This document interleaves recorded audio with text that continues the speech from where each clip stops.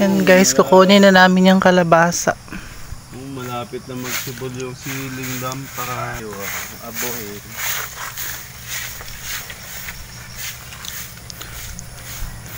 Our first harvest sa kalabasa. Yan. First harvest.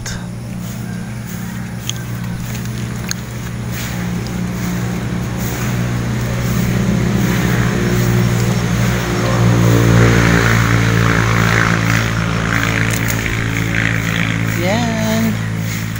Yellow na, no? Hindi. Dilaw. Lagyan ng abo daw. Yan sabi. Lagyan ng abo para maglabo.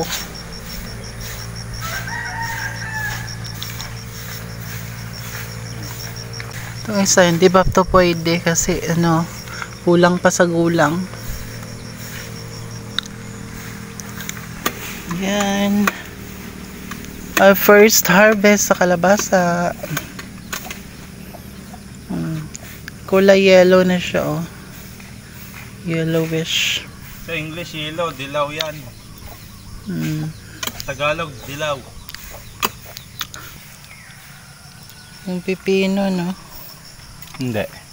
Ay, maliit.